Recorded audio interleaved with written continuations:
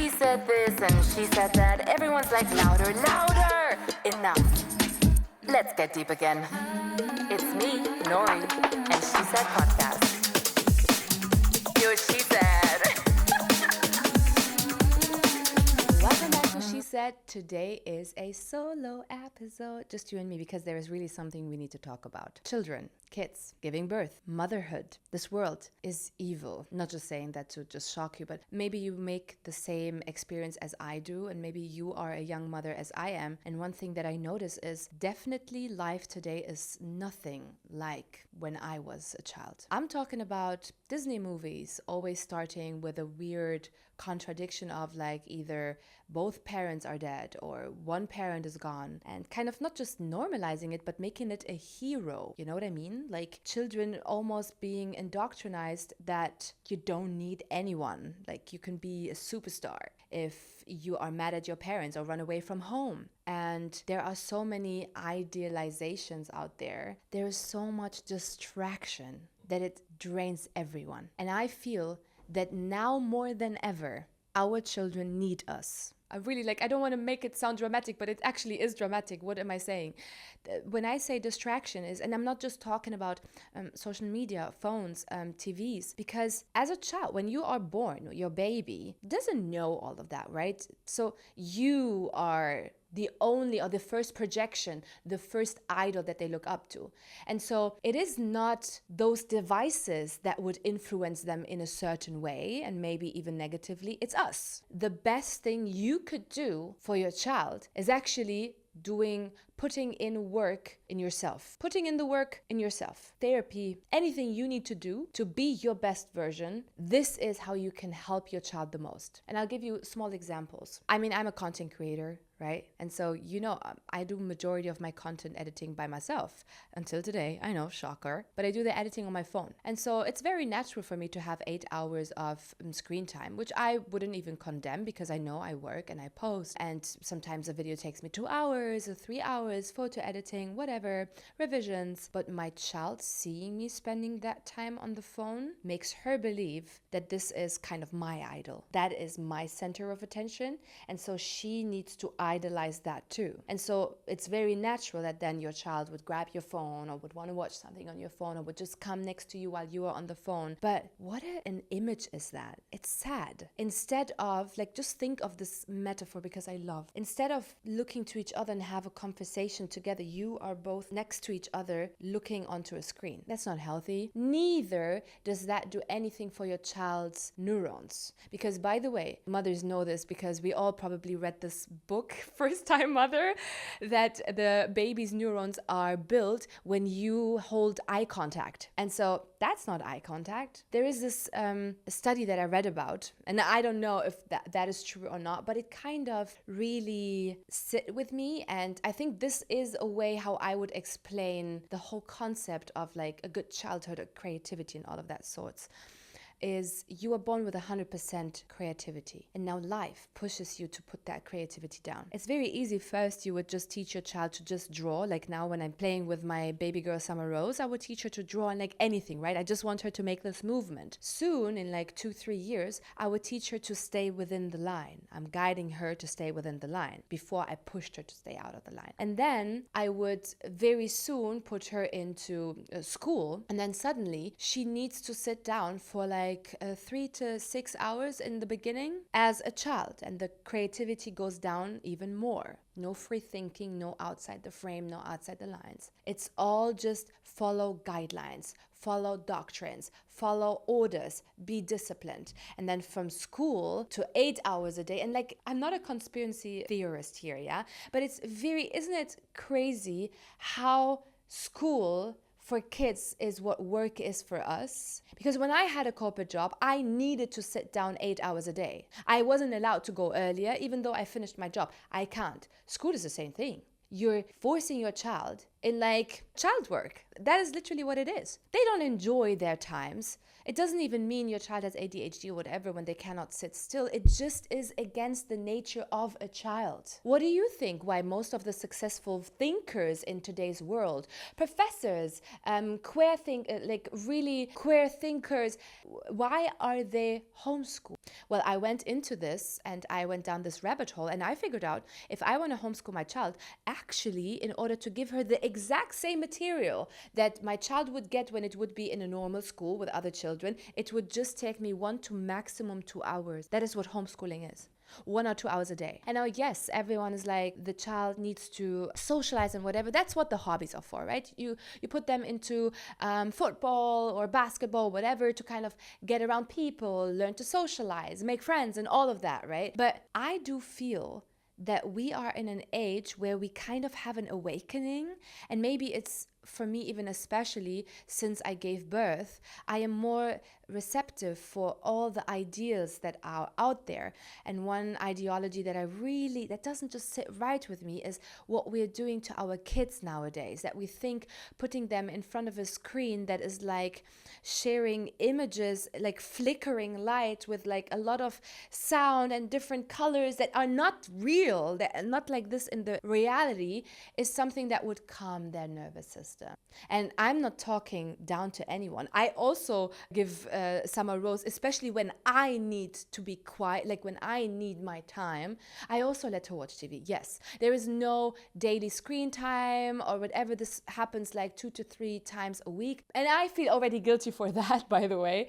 But of course, I need to calm down too. But is this something that we should like give the kids daily just to give us some rest? And this is the thing, by the way, one thing I also noticed, because there were obviously a lot of worked up moms that also talk to me and ask me for help because they need to go to work and they have different, they don't have the privilege. Like, I see it as a privilege. I know that I'm privileged, that I can stay home 24/7 with my daughter. Sometimes it's actually harder because you need to be so much more creative, and you really need to work against your nature, because I would also just love to lay down and not do anything.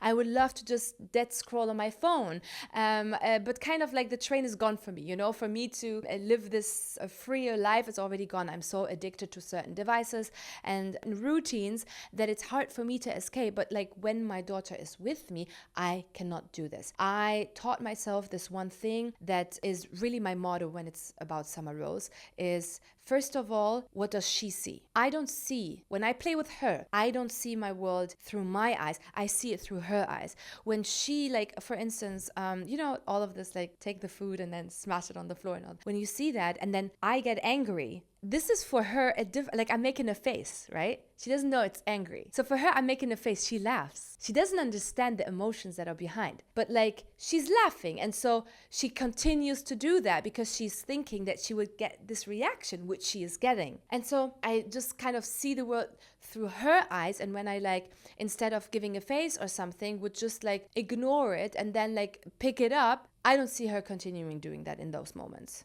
Obviously, sometimes it still happens. Don't worry. Like, I'm not a super mom by no means or anything.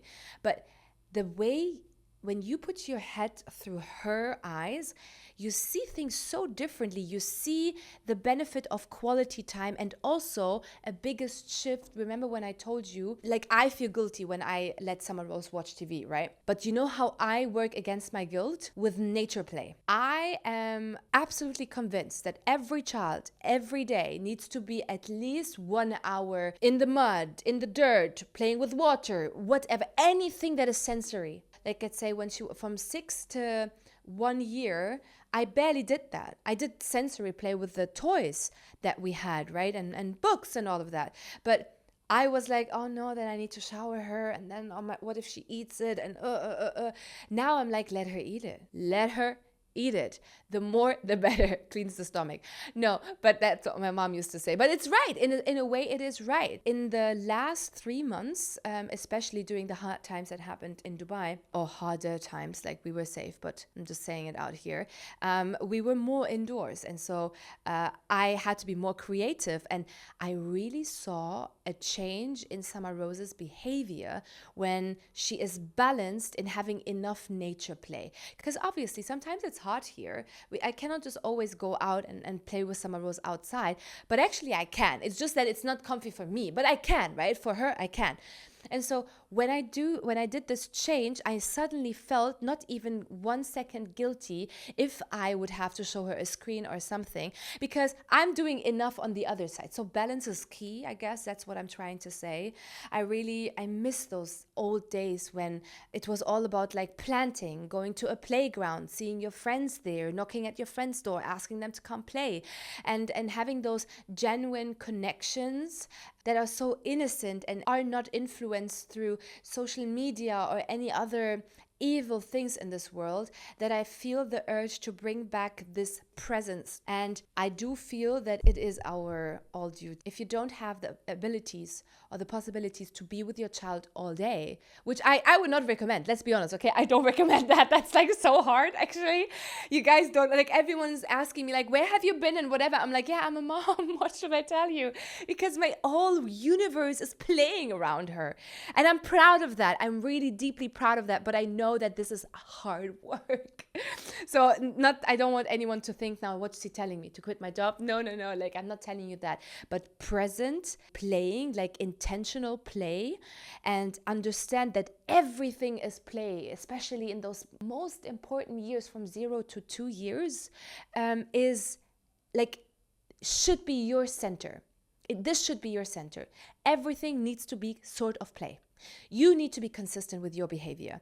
If she puts her finger in the plug, you cannot today say, no, and then tomorrow you just keep quiet. No, it always has to be a no and a remove, a no and a remove. She will not go there, but you don't need to you don't need to shout, you don't need to get physical, you don't need to be anything than consistent. The most problem that the most parents I know have nowadays is consistency. They are not consistent with their own behavior, and as a result of that, your kid is not learning to social, like, first of all, your kid is not learning to listen to you, and the most important part, to trust you.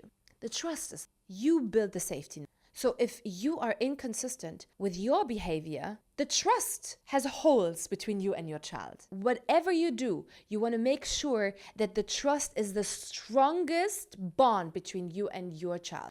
That whenever your child has something, the automatic reaction would be to come and hug you, because they need you. And there would not be I'm sorry, I'm on the phone, can you or can you just take her, or whatever, this ping pong play between the parents. I'm just like trying to tell this myself with this episode, and tell you too, that our children deserve now more than ever for us to be present and really there. You don't need to overwhelm yourself with like a couple of hours. Put yourself like half an hour a day when you do intentional play. But then also, by the way, just a side thing, but like, one thing that I consistently train my child as well is that I'm not always there. Okay, that's not contradictory to what I said with the trust. Not always there means when I am she needs to understand or learn that she can also play and be completely happy with playing just with herself. Because the behavior that I'm seeing a lot is children being in the age of, 7, 8, 9, 10, they would go, mama, mama, mama, mama, mama, going back, validation, confirmation. And this happens because when they were playing, especially between the years 0 to 2, okay, these are the most important years. The first 2 years of your child are the most important years. Don't mess those up. Afterwards, do whatever you want, not whatever. But don't mess those up. This is the most important time. So what you have to do is you would just keep your child play. And instead of then, sometimes you would feel guilty because they are playing alone. You feel like, you'd be like, Summer Rose, what are you doing? Oh, come here, whatever. Worst thing you could do. You are taking them out of their focus zone. If they have a focus moment, the longer they can keep up this attention span on one toy, one mechanism, you'll understand they are in deep focus, the better for your child. First of all, it will be easier for your child later on to grow confident, because they will understand very early on that confidence is something within, not confirmation from the outside. Because a lot of people nowadays, they switch confidence with approval. Approval from the outside is confidence, but it will cause a lot of problems in your future child's relationships. Because let's say you have a girl like me, I am so well aware that I want to raise a girl that knows her boundaries and is also not afraid to say no, right? And so when I would teach her that she needs my constant confirmation, see my on validation, or maybe my husband does, she might seek for this validation and confirmation in a partner that is toxic and might abuse her for those. There are 3 things that you can do to build a confident child. Number 1, let them focus play. Don't interrupt them. Don't call their names. Don't be loud. And also, by the way, don't put your attention away on a device. Focus play doesn't work by holding your device or doing something while you just watch them. Focus play is you are just fully there and present, not doing anything while they do it. That's, because when they see you with a phone, they would come running. Or when they see you with a laptop, they would come running, right? Because Number 2 is nature play. This builds creativity. First of all, sensory, like all of this textures that they can taste and touch and feel the different temperatures of and whatever. This is, for us, the craziest Christopher Nolan movie, okay? Like a Christopher Nolan movie, when you saw that for the first time, you probably were like Inception. Wow, what's happening? That's so cool. This is that for them every day. And then the third one that builds confidence is socializing. But here's the thing, because many times, and I notice this behavior on myself, when there would be other kids around, I would give instructions. Give him a hug, or give him back the toy and whatever. And sometimes I wouldn't even give myself enough time to like realize what my daughter is trying to do or what she sees. And so basically, it's like I'm telling her, you can trust this person. Don't do your own evaluation. Just go and do what I say. That's not healthy. And also, this would I did that. Funny story. I did that. And then Summer Rose started hugging literally every child she saw on the street, just like that, going and hugging and whatever. That's so sweet. That's so cute. But it gave me, it was actually very scary, because at a certain point I was like, okay, good, girl, slow down, because that is not, I love this innocence and the naiveness in that, but I kind of made that happen, and because she would not realize, oh, my mom just told me for the first time that I should hug this baby, but doesn't mean that she means I should hug all the babies. But that's what her mechanism tells her, right? Oh, my mom told me hug baby, so now whenever I see a baby, I'm gonna hug them. And so I just feel that there are certain, and obviously there's no harm in that, but there are certain behaviors that I would facilitate without letting her make her own decisions. And this is the thing, the babies are way more intelligent than we think. It starts with food, baby-led weaning, one of the best, by the way, courses that I ever attended, and I recommend that to every young mother. Please attend a baby-led weaning course, an online course. Do whatever you can to learn about that, because one of the biggest lessons is trust your baby. Your baby knows what they're doing. How can you trust your baby when it's 6 months old, has never had solids in their entire life? Well, I did. And damn, she did very well. While all the babies, I'm telling you, all the babies in the same age as Summer Rose were choking up on food, literally turning red and blue so many times. Summer Rose, okay, here and there, when she was choking, she took it out herself. Self-regulation. When Summer Rose says, I don't want, she will actually not eat anymore. If the plate is empty and she does this, oh, she wants more, then give her. It's like I started trusting my child with their own instincts so early. And this doesn't mean, by the way, step back, be careless, and just let them do on their own, right? It is guided. It is kind of overseen, lose control, You give them the ability to trust themselves. Stress that enough. But because I notice this about myself, how many times I need confirmation from my mom until today. I kid you not. And there was a lot of money on the table. Yeah. And to be honest, before my personal awakening, when I just read too much, I started reading, unfortunately, too many books and got too much knowledge that changed my perspective on so many things. I would have easily be able to do this collaboration, because it's nothing bad. It's really nothing bad. But with the knowledge that I have now, that who controls what industries and whatever. I did a little bit of research and I almost choked on the fact that like, oh, actually it's bad, but I have already signed the contract. I have already signed the contract because of just knowing what they do, but without research, right? Liking the concept and all of that, right? But I didn't do any research. I didn't know who they're supporting or whatever. I just did not. My bad. I'm bad for that. Absolute. I knew that it's wrong and I knew I'm going to cancel it. What did I do? I called my mom. I explained the situation. She said, what do you feel? I needed to hear that because my mom also, she raised, especially me, because like I'm the firstborn and after me 5 years was nobody. She raised me very close. And so we were really like one. We were one unity. And so nothing happened without her confirmation. Nothing happened without her knowledge, which I think is the best thing ever. I really want my daughter to be the same way. But I also sometimes feel, I don't really like the fact that I'm still so addicted to confirmation from my mother. I mean, I love my mom. She is always right. Yes, mom, you are always right.